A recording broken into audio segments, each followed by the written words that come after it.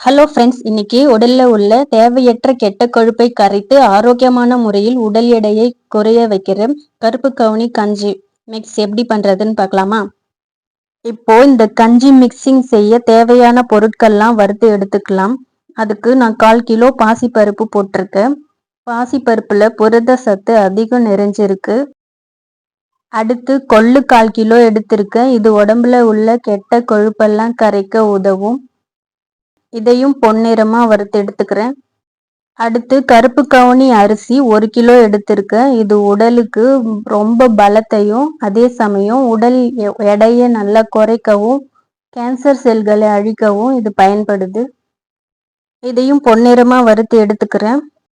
அடுத்து பார்லி அரிசி 1 கிலோ எடுத்துக்கிறேன். இது உடலில் உள்ள கெட்ட நீரை எல்லாம் அகற்ற சிறந்த அரிசி.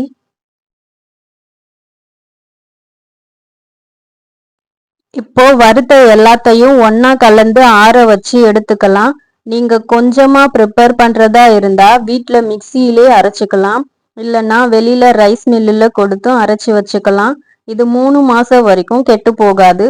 நீங்க ஒரு ஏர்டைட் கண்டெய்னர்ல ஸ்டோர் பண்ணி வச்சுக்கலாம்.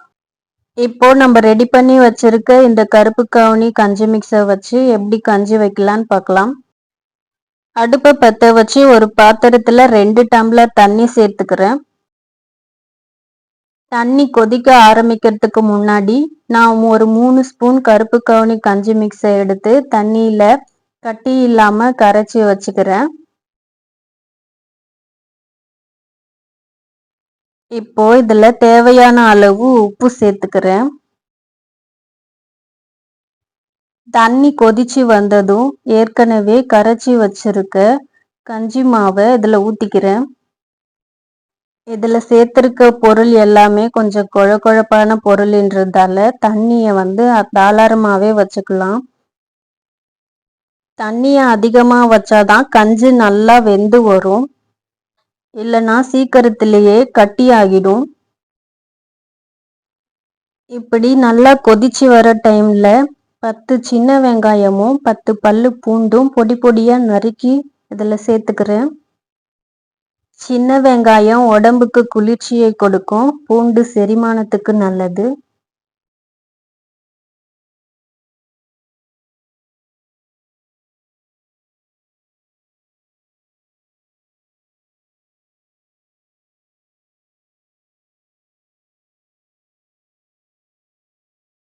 இப்ப கஞ்சி நல்லா கொதிச்சு வந்துருச்சு.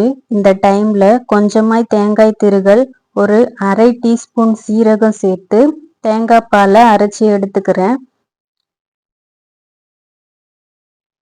இப்போ அரைச்சி எடுத்து வச்சிருக்க தேங்காய் பாலை இதுல சேர்த்து ஒரு 2 நிமிஷம் இந்த கஞ்சியை கொதிக்க வச்சு இறக்கிக்கலாம்.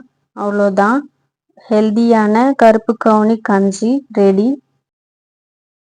மார்னிங் பிரேக்ஃபாஸ்ட்டுக்கு பதில் இந்த கஞ்சி மிக்ஸை டெய்லியும் குடிச்சிட்டு வந்தீங்கன்னா சீக்கிரத்திலே உடல் எடை குறையறத கண்கூட பார்க்கலாம்.